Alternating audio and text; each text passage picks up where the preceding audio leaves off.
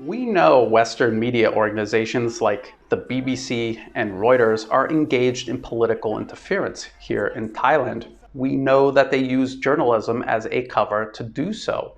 And we know that they use organizations like the Foreign Correspondents Club of Thailand as a hub to not only interfere here in Thailand, but across the entire region of Southeast Asia. And we know that Western media organizations like the BBC and Reuters help promote and support US and British funded fronts posing as NGOs here in Thailand, like Prachat Thai, Thai Lawyers for Human Rights, and iLaw. These are core organizations driving the anti-government protests here in Thailand that seek to remove the current government, weaken the Thai military as an independent institution and a check and balance against the corrupt client regimes the West continuously tries to install into power here in Thailand. And of course, these are the protests also seeking to undermine and destroy the Thai monarchy. Now, we know all of this, and now we have irrefutable evidence exposing exactly how this all works.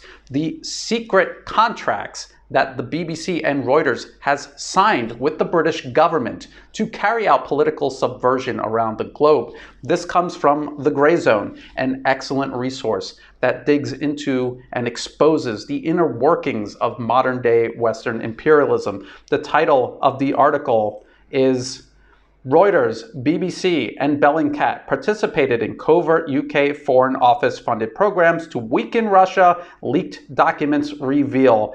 And it shows how they signed these secret contracts with the British government to go inside Russia's information space, to make partnerships with US and British funded opposition groups, to recruit Russian bloggers, journalists, and YouTubers, bring them to the UK to be indoctrinated and to be sent back to report the news the way the British government wanted it to be reported. This is an extension of the British intelligence apparatus, and the BBC and Reuters, who were literally working side by side with private intelligence firms, were serving as an extension of the British intelligence apparatus. They were not serving as journalists. They were doing it under the cover of journalism, which is not only unethical, but incredibly dangerous and destructive to real journalism.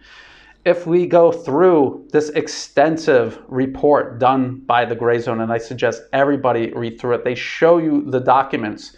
They show you how they are creating networks inside Russia to influence Russian politics, to influence the narrative inside of Russia. This was something that they were accusing Russia of doing in the UK and in the US. This was something they were doing to Russia, in countries neighboring Russia.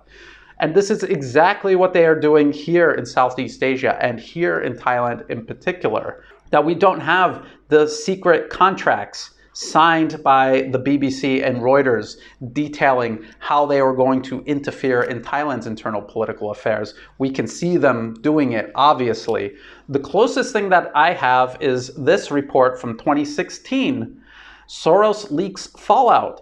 FCCT president, which at the time was Dominic Falder, members, including the BBC's Jonathan Head, who is still here in Thailand working for the BBC. They lied about Open Society ties. They claimed the FCCT had absolutely nothing to do with the Open Society Foundation. They received no money from them and did no sort of program in cooperation with them. Of course, Jonathan Head would eventually backtrack a little bit on that and admit they did a one-off media seminar. But again, this is also a lie, because inside the FCCT office, right here, there's the address, they were running the Indochina Media Memorial Foundation.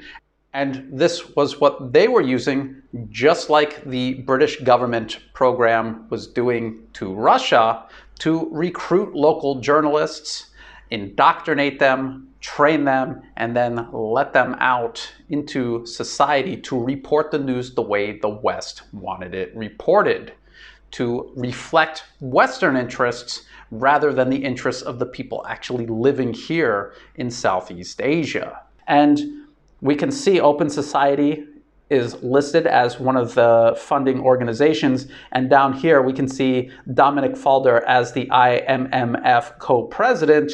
And at the time, he was also the FCCT president. And of course, the address was the FCCT's office. Do you see how dishonest all of that was done?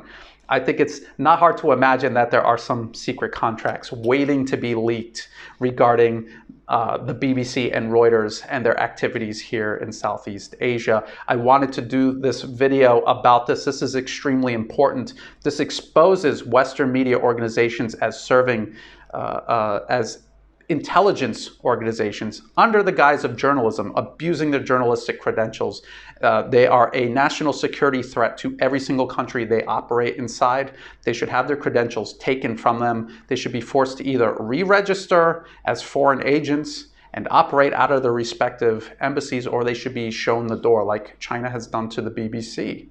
If you thought this video was useful, please like and share it. Think about subscribing. It's totally free to do and it helps the channel grow. Check the video description for the link to this Grayzone article. Please read through it. It's too long to do a full video on, but it is so important that people, everybody, including people here in Thailand, look at those documents and see what the BBC and Reuters were involved in. And think about that the next time you read anything from the BBC or Reuters about Thailand.